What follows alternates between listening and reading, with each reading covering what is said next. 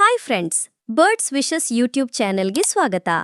ಬನ್ನಿ, ಆಸೆ ಧಾರಾವಾಹಿಯ ಮುಂದಿನ ಸಂಚಿಕೆಯಲ್ಲಿ ಏನಾಗ್ತಿದೆ ಅಂತ ನೋಡೋಣ. ಸೂರ್ಯ ಚೇತನಿಗೆ ಫೋನ್ ಮಾಡಿ 2 ಹಾರ ತಗೊಂಡು ಮನೋಜ್ ಶೋರೂಮ್ಗೆ ಬಾ ಅಂತ ಹೇಳ್ತಾನೆ. ಅಷ್ಟ್ರಲ್ಲಿ ರಂಗನಾಥ್ ಬರ್ತಾರೆ. ಈ ತಯಾರಿ ಏಕೆ ಅಂತ ಕೇಳಿದ್ರೆ, ಸೂರ್ಯ ಇವತ್ತಿನಿಂದ ನೀನೇ ಅಂಗಡಿ ಓನರ್ ಆಗ್ತೀಯಪ್ಪ ಅಂತ ಘೋಷಣೆ ಮಾಡ್ತಾನೆ. ಶೋರೂಮ್ಗೆ ಸೂರ್ಯ, ಶಾಂತಿ, ರಂಗನಾಥ್ ಜೊತೆ ಹೋಗಿ ಎಲ್ಲರ ಮುಂದೆ ರಂಗನಾಥ್ ಅವರಿಗೆ ಓನರ್ ಸೀಟ್ ಕೊಡ್ತಾನೆ. ಚೇತನ ಹಾರ ತಂದುಕೊಟ್ಟು ಚಪ್ಪಾಳೆ ಎಲ್ಲರಿಗೂ ಕ್ಲಾಪ್ಸ್ ಮಾಡಕ್ ಹೇಳ್ತಾನೆ. ಇದು ನೋಡಿ ಮನೋಜನಿಗೆ ಅವಮಾನವಾಗಿ ಅವನು ಸೈಡ್ಗೆ ಹೋಗಿ ನಿಂತ್ಕೊಳ್ತಾನೆ. ಇತ್ತ ಗುಪ್ತಸರ್ ಶೋರೂಮ್ಗೆ ಬರ್ತಾರೆ. ಸಬ್ ಡೀಲರ್ಗಳು ಮನೋಜ್ ಬಗ್ಗೆ ಶಿಕಾಯತ್ ಮಾಡ್ತಾರೆ, ದುಡ್ಡು ಕೊಟ್ಟರೂ ಐಟಂ ಸಿಕ್ಕಿಲ್ಲ ಅಂತ. ಗುಪ್ತಸರ್ ಕೋಪದಿಂದ ಬೈಯುತ್ತಾ ಈ ರೀತಿ ಮಾಡಿದ್ರೆ ಡೀಲರ್ಶಿಪ್ ಮುಗಿಸ್ತೀನಿ ಅಂತ ಎಚ್ಚರಿಕೆ ಕೊಡ್ತಾರೆ. ಕೊನೆಗೆ ಸೂರ್ಯನ ಮಾತಿಗೆ ಕಾದು ಮತ್ತೊಮ್ಮೆ ಅವಕಾಶ ಕೊಟ್ಟು ಹೋಗ್ತಾರೆ.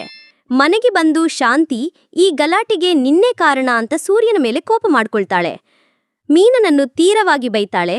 ಕಡಿಮೆ ಮಟ್ಟದ ಕಾರ್ ಡ್ರೈವರ್, ನಿಮ್ಮ ಮನೆ ಅಷ್ಟೋ ಅಂತ.